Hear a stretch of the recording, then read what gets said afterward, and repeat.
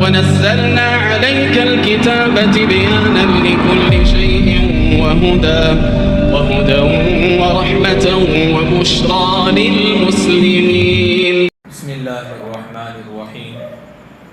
الحمد لله رب العالمين والصلاة والسلام على سيد الأنبياء والمرسلين محمد النبي الأمي وعلى آله وأصحابه وأتباعه وأزواجه وذرياته وأهل بيته وأهل طاعته أجمعين إلى يوم الدين. أما بعد، أعوذ بالله من الشيطان الرجيم. بسم الله الرحمن الرحيم.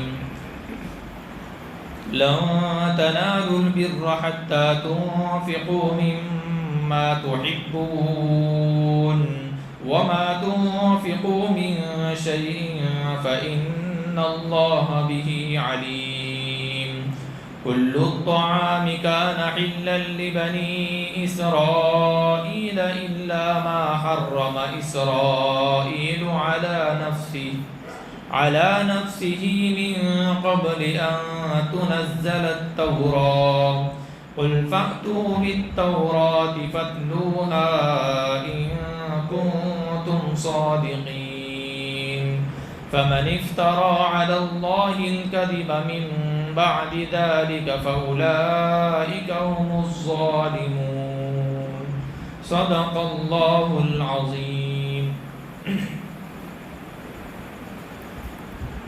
3 پارے تفسیر کے الحمدللہ مکمل ہو چکے ہیں، اور گزشتہ تفسیر میں آیتوں میں جب سے سورہ آل عمران شروع ہے تب سے آپ نے دیکھا کہ مسلسل اللہ تبارک و تعالی یہودیوں کے اور عیسائیوں کے جو اعتراضات دین اسلام پر ہوا کرتے تھے ان کے جوابات دیے، اور اس دلیل کے ساتھ اللہ نے ثابت کر دیا کہ یہود و نصارہ غلط راستے پر ہیں، گمراہ ہیں۔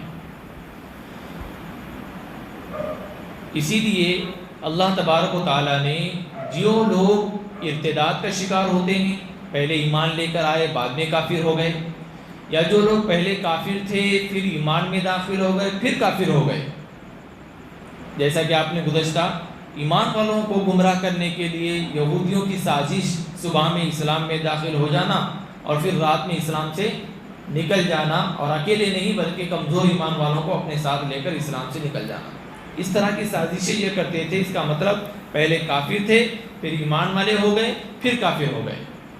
کسی بھی طرح سے اسلام سے نکل جانے والے جو لوگ بھی ہوتے ہیں، یہ تمام کے تمام کفار، یہ لوگ گمراہ ہیں، ان کا کوئی بھی عمل اللہ کے یہاں قابل قبول نہیں ہے۔ ان کے صدقات، ان کے عطیات، ان کے خرچ کرنا اخراجات، جو کچھ بھی یہ غریبوں پر خرچ کر رہے ہو، بیواؤں پہ خرچ کر رہے ہو، یا دنیا میں کسی بھی اچھے کام کے لیے خرچ کر رہے ہو، اللہ تعالیٰ کے یہاں ان کا کوئی اجر بالکل بھی نہیں ہے، اور اللہ تعالیٰ اس کو قبول بھی نہیں کریں گے۔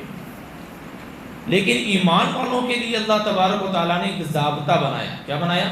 ایک ضابطہ، زکوٰۃ، صدقات، عطیات، اور پھر زکوٰۃ میں بھی ایک واجب زکوٰۃ ہے نا، صدقات میں صدقات واجبہ ہیں، واجب صدقات ہیں، اور نفل کیا ہیں؟ صدقات ہیں۔ یہ جو ضابطے ہیں ایمان والوں کے لیے ہیں۔ اس کے لیے ہیں؟ ایمان والوں کے لیے۔ آیت مبارکہ میں اللہ تعالیٰ فرما رہے ہیں کہ اے مسلمانوں، تم ہرگز کامل نیکی کو نہیں پہنچ سکتے، تم ہرگز کامل نیکی کو نہیں پہنچ سکتے جب تک کہ تم اپنی محبوب ترین چیز کو اللہ کے لیے خرچ نہ کرو، جب تک کہ تم اپنی پسندیدہ اور سب سے زیادہ پسندیدہ، سب سے زیادہ محبوب شے اللہ کے لیے خرچ نہیں کرو گے، تب تک تم کامل نیکی کو، خیر عظیم کو پہنچ نہیں سکتے۔ اور وما تنفقوا من شیء، اور جو کچھ بھی تم خرچ کر رہے ہو، فإن اللہ بہ علیم، اللہ تعالیٰ اس کو جانتے ہیں، اللہ کو اس کا علم ہے، اللہ کو معلوم ہے۔ یہ آیت کریمہ جب اتری تو چونکہ صحابہ کرام رضی اللہ عنہم اجمعین قرآن کے پہلے مخاطب ہیں۔ کون ہیں؟ قرآن کے پہلے مخاطب، یعنی قرآن جن لوگوں پر اترا وہ صحابہ تھے، اللہ نے جن لوگوں کو خطاب کیا ڈائریکٹ پہلے وہ صحابہ تھے. کون تھے؟ صحابہ تھے. جن کے عمل پر آیتیں اتری وہ صحابہ تھے. جن کے سوالات پر آیتیں اتری، جبرائیل کا اترنا ہوتا تھا، وہ صحابہ تھے. سمجھ رہے؟ میں آپ کو بتانا یہ چاہ رہا ہوں کہ یہ آیات جو اتری ہیں، یہ جو قرآن اترا ہے، اس قرآن کے سب سے پہلے عامل اور عالم صحابہ تھے. سمجھ رہے؟ اللہ کے رسول صلی اللہ علیہ وسلم سے زانوِ تلمذ حاصل کرنے والے شاگرد جو آپ کے تھے، جو قرآن کے سب سے پہلے شاگرد بنے، وہ صحابہ تھے. قرآن کے استاد سب سے پہلے آقا صلی اللہ علیہ وسلم اور صحابہ ان کے شاگرد تھے. یہ آیت کریمہ جن لوگوں پر اتری، جن افراد پر اتری، جس قوم پر اتری، وہ صحابہ کی قوم تھی، صحابہ کی جماعت تھی، جو اللہ کے ایک حکم پر اور نبی کے ایک اشارے پر اپنی جان، اپنا مال، اپنا وقت، اپنا سب کچھ قربان کرنے کے لیے ہر وقت تیار رہتے تھے. ایسے لوگوں پر اللہ تعالیٰ نے اپنا مقدس کلام اتارا اور اپنے کلام سے یا ایھا الناس کہہ کر کے صحابہ کو پکارا، یا ایھا الذین آمنوا کہہ کر کے صحابہ کو پکارا. سمجھ نہیں؟ اولئک ھم المفلحون کہہ کر کے اللہ نے صحابہ کو پکارا. اولئک ھم المتقون کہہ کر کے اللہ نے کس کو پکارا؟ صحابہ کو پکارا. اس کی ایک چھوٹی سی مثال دوں میں سمجھ میں آنے کے لیے. چھوٹی سی مثال، مان لو ہماری مسجد کے اندر حضرت مولانا طارق جمیل صاحب تشریف لائے. کون لائے؟ حضرت مولانا طارق جمیل صاحب تشریف لائے. اور آ کر کے نماز ہونے کے بعد عبد الغفور بھائی ادھر آ جاؤ کہہ کے پکار دیے. ختم. کیا کہہ دیے؟ عبد الغفور بھائی ادھر آ کے بیٹھے. مولانا طارق جمیل صاحب نے سب سے پہلے آتے کے ساتھ، بیٹھتے کے ساتھ سب سے پہلے کس کو مخاطب کیا؟ اب مجھے بتاؤ، صرف ان کی بات نہیں، ان کی جگہ کوئی اور بھی رہ رہے تو اس کا منظر کیا ہوگا؟ اس کا مقام کتنا اونچا ہوگا؟ وہ کہے گا مولانا طارق جمیل صاحب کو عبد الغفور بھائی کا نام معلوم ہے، سب سے پہلے عبد الغفور بھائی کو پکارا، سب سے پہلے ان کو پکارا، سب سے پہلے ان کو کہا ذرا پانی لے کر آؤ، ذرا عبد الغفور بھائی ذرا کرسی لاؤ. جو بھی ہو، ایک بڑی شخصیت جب کسی کو اپنا مخاطب چن لیتی ہے، مخاطب کرتی ہے پوری پبلک کے سامنے، تو لوگ اس کے بھی مقام کو کیا سمجھتے ہیں؟ اونچا سمجھتے ہیں. او ہو کیا مقام، حضرت پہچانتے ہیں، ماشاءاللہ نام کے ساتھ یاد کرتی. سمجھ رہے؟ تو مجھے بتاؤ، ساری انسانیت موجود ہے، یہود موجود ہے، نصارہ موجود ہے، کفار و مشرکین موجود ہیں، انسانیت موجود ہے. قرآن عرب میں اتر رہا ہے اور سب سے پہلے اللہ تعالیٰ یا ایھا الناس کہہ کر کس کو پکار رہے ہیں؟ صحابہ کو پکار رہے ہیں. تو اس کا مقام کتنا اونچا ہو گیا. تو قرآن کے اولین مخاطب، قرآن کے سب سے پہلے مخاطب، قرآن کے ایھا الناس کے لوگوں کا مطلب، اور قرآن میں یا ایھا الذین آمنوا ایمان والوں سے مراد سب سے پہلے کون ہے؟ صحابہ ہیں. اس کے بعد ساری انسانیت ہے، اس کے بعد ساری انسانیت. تو جب بھی اللہ کا کوئی حکم اترتا تو سب سے پہلے عمل کرنے والے کون ہوتے؟ صحابہ ہوتے. سب سے پہلے عمل کرنے والے. ان کا مقام اتنا اونچا ہے کہ جب یہ آیت کریمہ اتری کہ بھی اپنی محبوب ترین چیز کو جب تک تم اللہ کے لیے خرچ نہیں کرو گے، اس وقت تک تم کامل نیکی بر، میں تحقیق کروں بتاؤں گا آپ کو بر کس کو بولتے ہیں. سمجھ رہے ہیں؟ پہنچ ہی نہیں سکتے. اور یہ خطاب ایمان والوں کو ہے. ایک غیر ایمان والا پوری دنیا کی جائیداد لگا دے، اللہ کے یہاں قابل قبول. ابھی گزشتہ ایک آیت آپ نے سنی ہوگی، اللہ تبارک و تعالیٰ نے کیا فرمایا گزشتہ ہی آیت کے اندر. یہاں پر دیکھیے، ان الذین کفروا، جو لوگ کافر ہیں، وماتوا وہم کفار، اور کفر کی حالت میں مر گئے. کیا مر گئے؟ کفر کی حالت میں مر گئے. فَلَن يُقْبَلَ مِنْ أَحَدِهِمْ مِلْءُ الْأَرْضِ ذَهَبًا. اللہ اکبر. حالانکہ اتنا سونا کس کے پاس نہیں ہوگا، پوری زمین بھر کے سونا دنیا میں کسی کو مل سکتا ہے کیا؟ بتاؤ. اللہ فرما رہے ہیں کہ وہ شخص جو کفر کی حالت میں مرا ہو، اگر وہ اپنی جان چھڑانے کے لیے فدیے کے طور پر قیامت کے دن زمین بھر کے بھی سونا لے کر آئے گا، فلن یقبل منہ، اللہ تعالیٰ قبول نہیں کرے گا۔ لیکن اسی جگہ پر ایک ایمان والا لن تنالوا البر حتى تنفقوا، اپنے محبوب ترین شے اللہ کے راستے میں قربان کر دیتا ہے، خرچ کر دیتا ہے، صدقہ کر دیتا ہے، لگا دیتا ہے، دے دیتا ہے، تو اللہ تعالیٰ کیا فرما رہے ہیں؟ وہ کامل نیکی کو پہنچ جائے گا۔ کس کو پہنچ جائے گا؟ کامل نیکی کو۔ یہاں پر بر کس کو کہتے ہیں؟ بر جو ہوتا ہے نا، اس کے 3 معنی آتے ہیں۔ کتنے معنی آتے ہیں؟ نمبر 1، پورا ادا کر دینا، کسی کا حق اگر ہے تو پورا ادا کر دینا۔ ایک معنی آتے ہیں سبکدوش ہو جانا، اپنی ذمہ داری، اپنے اوپر ایک ذمہ داری تھی، ذمہ داری کو پوری کر دینا۔ بھائی اب میرے اوپر کوئی حق نہیں ہے، اب میں سبکدوش ہو گیا آپ کی ذمہ داری سے، میں نے پورا حق ادا کر دیا۔ اور تیسری چیز ہے احسان کرنا، حسن اخلاق کے ساتھ حسن سلوک کرنا، احسان کرنا۔ یہ 3 معنی آتے ہیں۔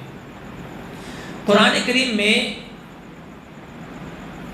برم کا لفظ استعمال فرمایا، وَبَرًّا بِوَالِدَتِي وَبَرًّا بِوَالِدَيْهِ، والدین کے ساتھ نیکی کرنا۔ نیک صالح کو ابرار کہتے ہیں۔ کیا کہتے ہیں؟ ان الابرار لفی نعیم، قرآن میں پڑھے کہ نہیں؟ بے شک نیکوکار لوگ نعیم یعنی جنت میں ہوں گے۔ ان الابرار یشربون من کأس کان مزاجها کافورا، سمجھے نہیں؟ یہ نیک لوگ ہوں گے کہ جو کیا کریں گے بھائی؟ جنت کی شراب پیئیں گے، کہیں گے جنت کی شراب۔ تو یہ ابرار ہے نا، یہ برون کی جمع ہے، نیک کام کرنے والے لوگ، یہ برون اسی سے ہے، نیکی۔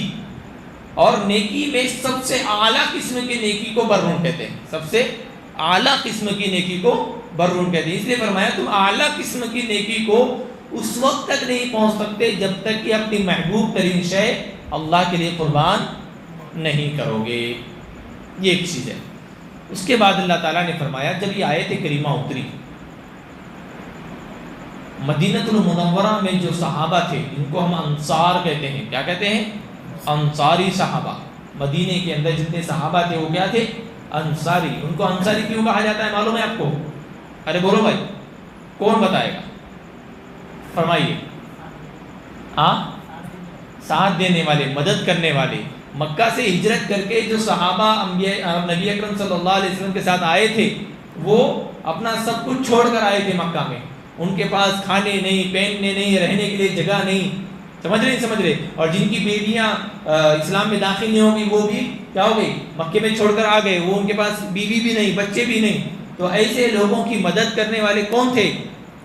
مدینہ المنورہ کے وہ صحابہ جو آقا صلی اللہ علیہ وسلم پر پہلے ایمان لے کر آئے تھے۔ اور یہ تو ہمارے دعوت و تبلیغ کا جو ضابطہ ہے کہ بھائی ایک لوگ اپنا وطن چھوڑ کر کے ہمارے پاس آتے ہیں تو ہم اپنے یہاں کے لوگ وہی صحابہ کی نقل کرتے ہیں، انصاری صحابہ کی نقل کر کے، بھائی میرے طرف سے آج آپ کو دعوت ہے، آپ میرے گھر پر آ کر کھائیں گے۔ سمجھ رہے؟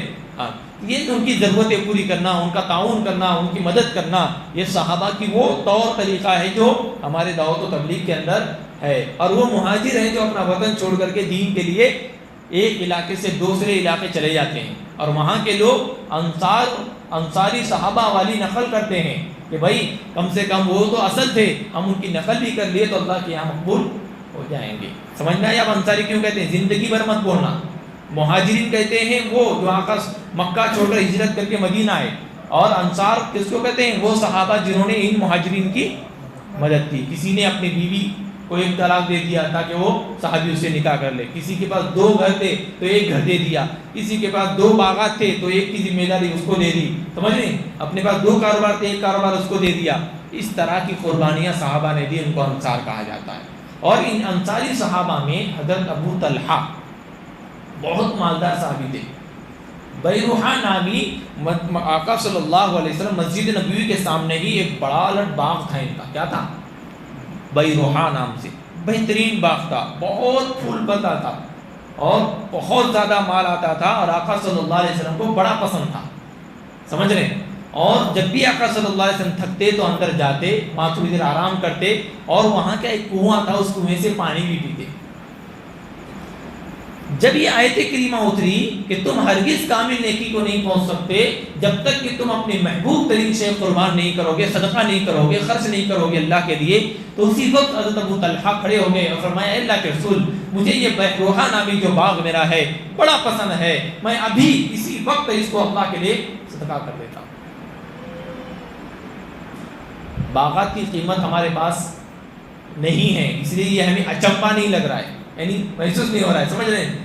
آج کے دور کے اندر اگر ہم کہے کہ بھئی کیا ہے، یہ 60 فٹ کا پورا پٹا، یہ کونے سے لے کے وہ کونے تک کا ایک اگر اللہ کے راستے میں قربان کر دے تو کیا بات کر رہے ہیں، ارے 15,000 کا بھاؤ ہے، 1000 کروڑ کی زمین ہے، ارے بولیں گے نہیں بولیں گے؟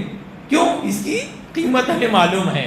اس دور میں آقا صلی اللہ علیہ وسلم کے دور میں وہ پھلنے پھولنے والا باغ، کھجوروں سے بھرپور باغ، جس کے اندر کنواں بھی، پانی کی بھی سویدھا ہو، یہ کوئی معمولی بات نہیں ہوئی۔ عربستان کے اندر آج بھی دیکھو، عربستان میں آج بھی پانی کی قیمت پیٹرول سے زیادہ ہے، آپ جانتے ہیں نا اس کو۔ اس دور میں کنواں موجود تھا، جبکہ اس وقت تو ریگستان تھا، ٹیکنالوجی کا دور نہیں تھا، صرف ریگستان تھا، صرف ریتیلی زمین۔ ایسے دور میں باغ بھی ہو، اس میں کنواں بھی ہو، پانی بھی ہو، اور اس طرح سے سب کچھ قربان کرنا کوئی معمولی بات نہیں تھی۔ آج بھی وہ جگہ باب مجیدی، مدینہ المنورہ میں باب مجیدی کے پاس ہی اب وہاں عمارت بنی ہے، جس میں جو مدینہ جانے والے لوگ ہیں وہاں پر مقیم ہوتے ہیں، قیام کرتے ہیں۔ قربان کر دیا۔ اللہ کے رسول صلی اللہ علیہ وسلم کو بڑا پسند آیا۔ اللہ کے رسول صلی اللہ علیہ وسلم نے فرمایا ٹھیک ہے، تو یہ جو دے رہے ہو ایک کام کرو، یہی چیز اپنے رشتہ داروں کے اندر جا کر دو، تقسیم کر دو۔ رشتہ داروں نے تقسیم کرنے کے لیے کہا۔ یہ آیت کریمہ اترتے ہیں۔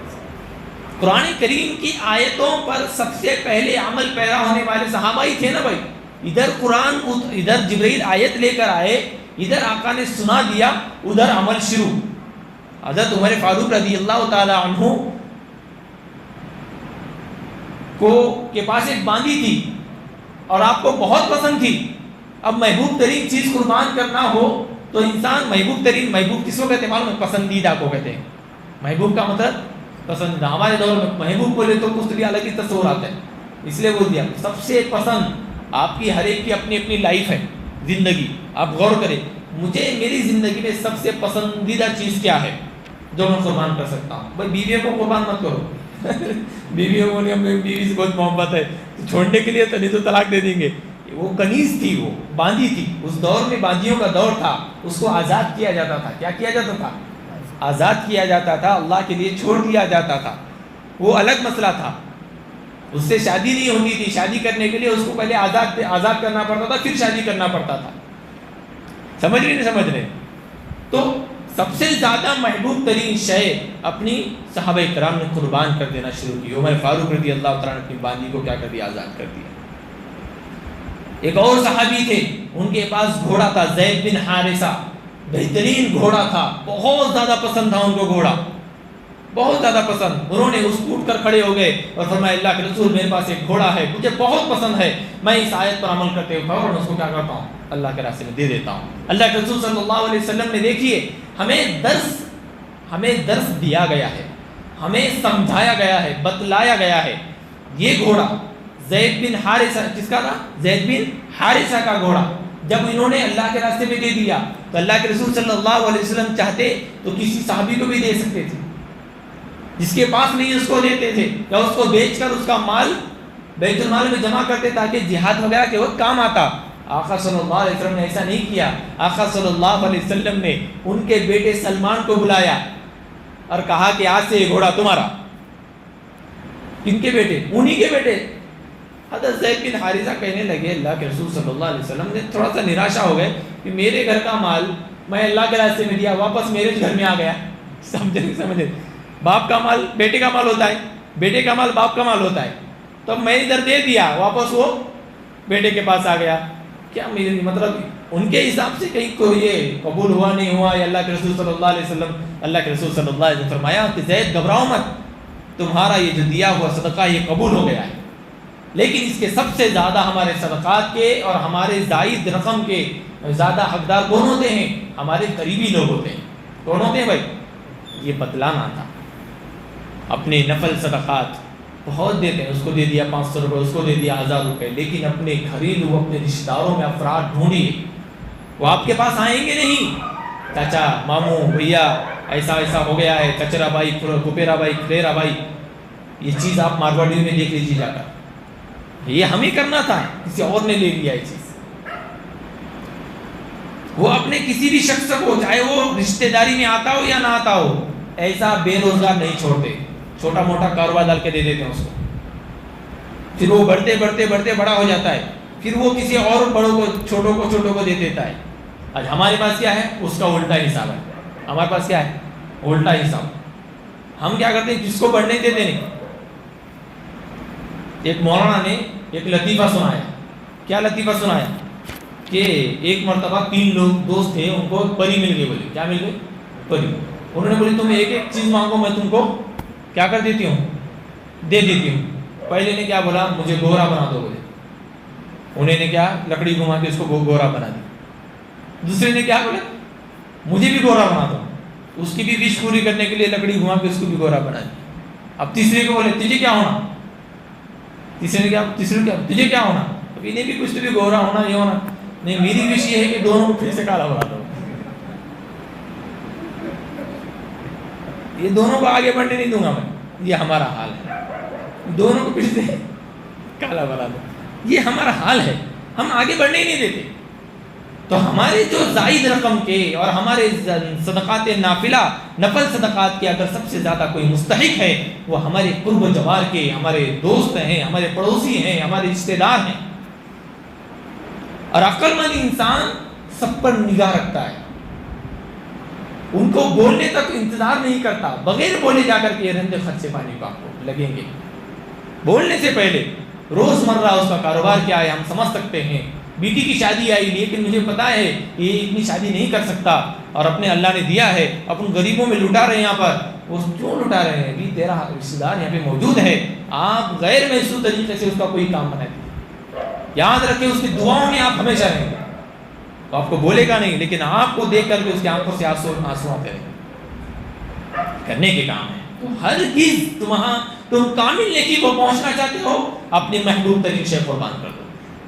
اپنا اچھا مال کیا کر دو؟ اللہ کے راستے میں لگا دو. بہترین مال اللہ کے راستے میں لگا دو. میں بارہا کہتا ہوں، باغبان برادری سے کہتا ہوں، بارہا کہتا ہوں کہ بھائی پورا مال بکنے کے بعد کیرٹ میں سڑا ہوا مال آئے تو ہو صاحب مدرسے میں لے کے جاؤ. نہیں، بچا ہوا مال، داغ لگا ہوا مال کیا کرو صاحب مدرسے میں دے دو. نہیں، ایسا مت کیجیے. آپ جب اپنی گاڑی اترتی ہے، سب سے پہلے آپ 1 آدھ کیرٹ کیا کر دیجیے، کسی مدرسے میں بھیج دیجیے. سب سے بہترین مال آپ کیا کیجیے؟ اللہ کے راستے میں لگائیے.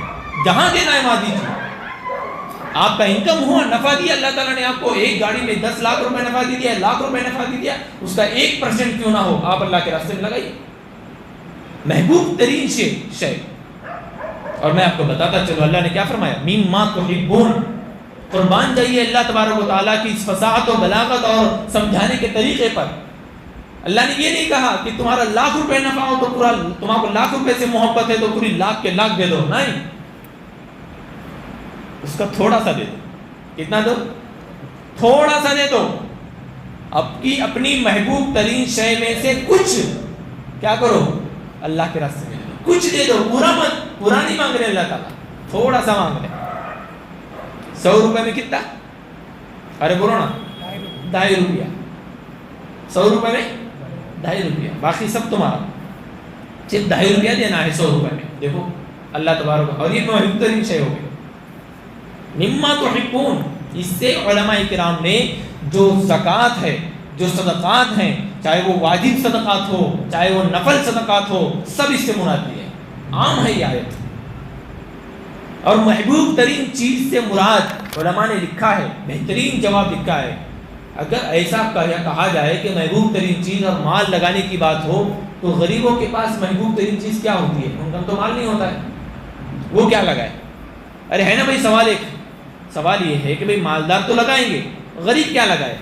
اس لیے علماء کرام نے لکھا ہے یہاں پر مما تحبون سے مراد صرف مال نہیں ہے، صرف مال نہیں ہے۔ جس کے پاس مال ہے وہ اپنا، اور مال سے محبت ہے، وہ چیز ہے وہ مال لگائے۔ جس کے پاس مال نہیں ہے، سمجھ رہے ہیں، تو اس کو کس چیز سے محبت ہے، جس چیز سے بھی اس سے محبت ہے وہ قربان کرے، کیا کرے، اللہ کے راستے میں دے دے۔ اگر کسی کے پاس کچھ ہے ہی نہیں اور وہ بھی نیکی کو اور کامل نیکی کو پانا چاہتا ہے، حاصل کرنا چاہتا ہے، تو وہ قرآن کی تلاوت کر کے بھی حاصل کر سکتا ہے، وہ اللہ کا ذکر کر کے بھی کیا کرتا ہے، نیکی کے کمال کو پہنچ سکتا ہے، ذکر کر کے بھی، قرآن کی تلاوت کر کے بھی، اور اس کے پاس جتنا ہے اتنے میں سے وہ کچھ نہ کچھ دے کر کے بھی کامل، کیونکہ اس کے پاس اتنا ہی ہے جتنا، اور وہ وہی اس کو اتنا زیادہ محبوب ہے۔ ایسا رہتا ہے، اللہ نے بعض لوگوں کو کروڑ پتی بنایا، بعض لوگوں کو لکھ پتی بنایا، سمجھ نہیں، اور بعض لوگوں کو 100 پتی 1000 پتی بنایا، جس کا 100,000 روپے رہتے خالی، لکھ پتی نہیں ہو، پتی ہیں لیکن 100 اور 1000 کے ہیں۔ بعض لوگ لاکھ روپے کے پتی بن گئے، بعض لوگ کروڑ کے پتی بن گئے، لیکن یہ 100 اور 1000 کے پتی ہیں، تو ان کے پاس یہی محبوب چیز ہے سب سے۔ تو ایک آدمی کو کروڑ والا ہے، وہ لاکھوں روپے اگر قربان کرتا ہے، اللہ کے راستے میں دے دیتا ہے، تو اس کی مثال ایسی ہے، اس کی مثال، اور وہ شخص جس کے پاس 1000 روپے ہیں اور وہ 1000 کے 1000 اللہ کے راستے میں دے دیتا ہے، دونوں برابر ہو جائیں گے اپنی اپنی کیٹیگری کے حساب سے، اپنی اپنی کیٹیگری کے حساب سے، برابری سرابری، دونوں کی محبوب ترین شے الگ الگ ہے، لیکن محبوب ترین شے تو ہے نا بھائی۔ اللہ نے یہ کہا ہے اپنی محبوب ترین شے کو کیا کر دو، دینے کے لیے کہا ہے۔ کسی کی کروڑ پتی تھی تو لاکھ روپے تھی، کسی کے پاس 1000 ہے تو 100 روپے تھے، تو ہر ایک نے اپنی محبوب ترین شے کیا کر دی، اللہ کے راستے میں دے دی، اور ہر ایک کیا ہو گیا، دونوں بھی نیکی کے کمال کو پہنچ گئے ہیں۔ ایک اور چیز یہاں پر اللہ نے لکھا ہے، وما تنفقوا من شیء، جو بھی خرچ کرو اچھا خرچ کرو، کیا کرو، بچا ہوا یا گھٹیا مال اللہ کے راستے میں بالکل نہیں۔ اللہ تبارک و تعالیٰ نے ایک جگہ قرآن کریم میں فرمایا کہ تم پاکیزہ مال اللہ کے راستے میں دو، کیا کرو، پاکیزہ مال، خراب مال اللہ کے راستے میں مت دو۔ تم خراب مال دو گے تو ثواب تو ملے گا، لیکن کمال نیکی کو تم پہنچ نہیں سکتے، ثواب تو ملے گا، کہ ان اللہ بہ علیم۔ اور یاد رکھو، سنو، اللہ نے کیا فرمایا، دینے والے کو یہ دماغ میں رہنا چاہیے، وہ ذہن میں رہنا چاہیے، فإن اللہ بہ علیم، وما تنفقوا من شیء فإن اللہ بہ علیم۔ تم چھوٹی سی چھوٹی چیز بھی اگر دے رہے ہو، اللہ کو اس کا علم ہے، اللہ کو معلوم ہے۔ تم اچھا دے رہے ہو کوالٹی میں یا پھر گھٹیا دے رہے ہو، وہ بھی اللہ کو معلوم ہے۔ ہاں، تم اپنی محبوب ترین چیز دے رہے ہو یا پھر جو پسند نہیں ہے وہ دے رہے ہو، اللہ کو وہ بھی معلوم ہے۔ اللہ ہر شے کو جانتے ہیں، لہذا دینے والا سوچے اس بات کو کہ واقعتاً میں اپنی محبوب ترین چیز دے رہا ہوں یا پھر لو کوالٹی کی یا میڈیم کوالٹی کی، جو بھی مال میں لگا رہا ہوں وہ مجھے پسند ہے یا نہیں، وہ اللہ تعالیٰ، ان اللہ علیم بذات الصدور، اللہ تعالیٰ تمہارے سینوں کے اندر جو کچھ ہے، تمہارے نیتوں اور ارادوں کو بھی جانتے ہیں، سمجھیں، اس کو فرمایا فإن اللہ بہ علیم۔ آگے کی آیت میں اللہ تبارک و تعالیٰ نے، خالی تھوڑا مختصر سن لیجئے، انشاءاللہ آئندہ کل اس کی اور بات کریں گے، ہر طرح کل الطعام، ہر طرح کا کھانا، ہر طرح کا کھانا بنی اسرائیل کے لیے حلال تھا، مگر وہ جو اسرائیل یعنی یعقوب علیہ السلام نے تورات کے نازل ہونے سے پہلے اپنے آپ پر حرام کر دیا تھا۔ یہ ایک واقعے کا کی طرف اشارہ ہے کہ یہود اور نصارہ نے اعتراض کیا تھا آقا صلی اللہ علیہ وسلم پر، اس بات پر کہ آقا صلی اللہ علیہ وسلم نے تمام دلائل اور احکام شرعیہ اور فریہ میں اپنے آپ کو یعنی امت مسلمہ کو اور آقا صلی اللہ علیہ وسلم کا اپنے آپ کو ملت ابراہیم سے مماثل بتلایا، اور ہے بھی۔ تو یہودیوں کا اعتراض کیا ہوا کہ اے محمد بن عبداللہ صلی اللہ علیہ وسلم، تم اپنے آپ کو ملت ابراہیم کا پیروکار بناتے ہو اور ان کی طرح ان کے ساتھ اپنے آپ کو کیا کرتے ہو، ملاتے ہو، تو تم اونٹ کا گوشت اور دودھ کیوں پیتے ہو، گوشت کیوں کھاتے ہو، اس کا دودھ کیوں پیتے ہو؟